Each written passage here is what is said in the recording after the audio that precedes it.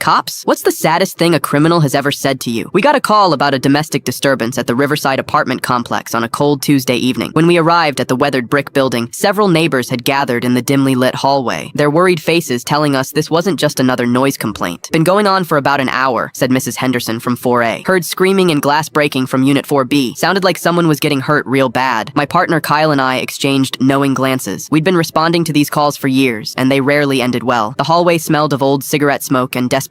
Familiar scents that clung to buildings where hope seemed to have moved out long ago. We knocked on the door. After a long moment, it creaked open just enough for us to see a teenage girl, maybe 16, with sandy brown hair hanging limply around her face. Fresh bruises painted her left cheek in shades of purple and yellow, and her lower lip was swollen. "Everything okay here?" I asked gently. "Yeah, officer. Just watching TV too loud," she said quickly, but her hands were trembling as she gripped the doorframe. Her eyes darted nervously between Kyle and me, the fear unmistakable. Through the partially open door, we could see the apartment was completely trashed. A ceramic lamp lay in pieces across the worn carpet. An overturned kitchen table revealed scattered papers and unpaid bills. There was a fist-sized hole in the drywall near the window. What really caught our attention was a small boy, maybe 7 years old, peeking around the corner from what appeared to be a bedroom. He had the same haunted look as his sister, with dark circles under his eyes. "Where are your parents?" Kyle asked gently. The girl's face crumpled, tears welling up. "Mom's at work, pulling a double shift at the diner. Dad's sleeping it off in the back room." Even from the hallway, we could smell the sharp scent of alcohol mixed with stale beer. I'd encountered this scenario dozens of times. Unemployed father turns to drinking. Frustration boils over into violence. Family suffers in silence. But when we asked to come inside, something unexpected happened. The little boy suddenly ran to his sister and tugged on her torn sweater, whispering something urgently in her ear. She nodded slowly, then looked back at us with those tired, old, beyond her years eyes. "Officers, my dad wasn't always like this. He lost his job 6 months ago when the factory closed. The drinking started after that, but tonight was different." She paused, wiping her nose with the back of her hand. "He was crying while he hit me, really crying, like his heart was breaking. He kept saying, 'I'm sorry,' over and over." She reached into her back pocket and pulled out a crumpled job rejection letter. "This is his 15th rejection in 2 months. He's been trying so hard to find work. And this," she said softly, showing us a colorful birthday card with a cartoon truck on the front. "It's for Tommy here. His birthday is tomorrow, and Dad spent his last $20 on this card and a toy truck wrapped up in his closet." The little boy spoke up, his voice barely above a whisper. "Sissy, is Daddy going to jail like the man on TV?" She knelt down and wrapped her arms around him. "I don't know, baby." That's when she looked directly at us with an expression that seemed to carry the weight of the world. "Officers, I know you probably have to arrest him, but can you please wait until after Tommy's birthday tomorrow? Dad promised to make his special pancakes in the morning, and it might be the last good memory Tommy ever has of his father." Kyle and I exchanged long looks. This wasn't standard protocol. Our training manual didn't have a chapter on postponing arrests for birthday pancakes. We made an unconventional deal that night. Dad gets professional help, not a jail cell. We connected the family with social services and a job placement program for displaced workers. 6 months later, I saw them at the grocery store. Dad was clean, sober, and working behind the deli counter with a genuine smile.